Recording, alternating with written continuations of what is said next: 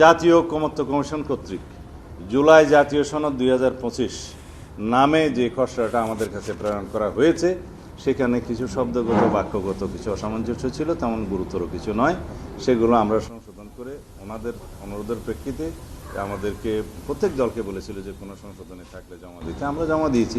এবং সেখানে প্রস্তাব আছে যে 2 বছরের মধ্যে জাতীয় সংসদ গঠনের পরে, সরকার গঠনের 2 বছরের মধ্যে এই অঙ্গীকার এবং প্রতিশ্রুতি বাস্তবায়ন করার জন্য তারা যে প্রস্তাব দিয়েছে আমরা সম্পূর্ণ একমত।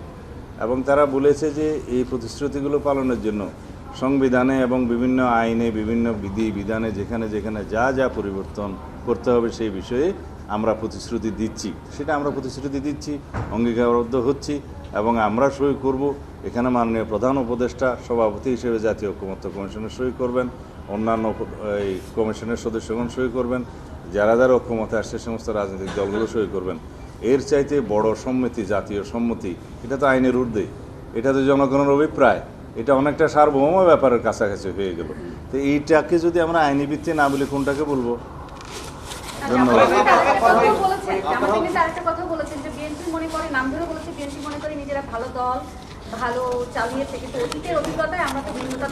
আমি কোন দল কি মন্তব্য আমাদের নিয়ে করেছে, যেহেতু সেটা আমি এখনো কাগজে দেখিনি, যেহেতু আমাদেরকে বলেনি, সেই বিষয়ে আমি মন্তব্য করতে চাই না। আমরা জাতীয় ঐকমত্য চাই সর্বক্ষেত্রে। আমরা সবাই ফ্যাসিবাদ বিরোধী জাতীয় ঐক্যকে তুলে ধরতে চাই, সমুন্নত রাখতে চাই, এটাই আমাদের শক্তি। আমরা তর্ক করব, বিতর্ক করব, বহুমত পোষণ করব, ভিন্নমত পোষণ করব, আবার এখানে এসে জাতীয় স্বার্থে ঐক্যমত্য হব। এটাই হচ্ছে প্রশ্ন, এটাই হচ্ছে জনগণের সার্বভৌম এখতিয়ার। এখন আমরা গণ অভ্যুত্থান করেছি, ছাত্র গণ অভ্যুত্থান করেছি, ফ্যাসিবাদের বিদায় হয়েছে, এইটা কি আইনি ভিত্তি ছিল? এটাকে বলা হয় legitimate expectation of the people. আমি এইটা বাংলা বলতে পারবো না। তো সেই লেজিটিমেট এক্সপেকটেশনকে আইনি বৈধতা আমরা দিচ্ছি না। আমরা জুলাই ঘোষণাপত্রকে স্বীকার করিনি। আমরা এই জুলাই ঘোষণাপত্রকে ঘোষণাপত্রের মধ্য দিয়ে সংবিধানের 4র্থ তফসিল অন্তর্ভুক্ত করব, সেটা অঙ্গীকার করিনি। মৌখিক করেছি, ভাষ্য দিয়েছি, ভাষণ দিয়েছি, লিখিতভাবে দেবো আমরা। সেই জুলাই ঘোষণাপত্রের কি কোনো আইনি ভিত্তি আছে, কনস্টিটিউশনালিটি আছে?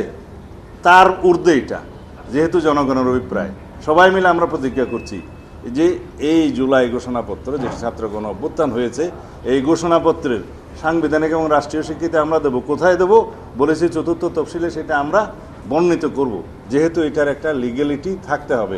সেটা কিসের জন্য? গণ অভ্যুত্থানকে আইন মেনে হয়েছে, গণ অভ্যুত্থানের কোনো লিগ্যালিটি আছে, কনস্টিটিউশনালিটি আছে, বাট সুপ্রিম ডক্ট্রিন হচ্ছে কি?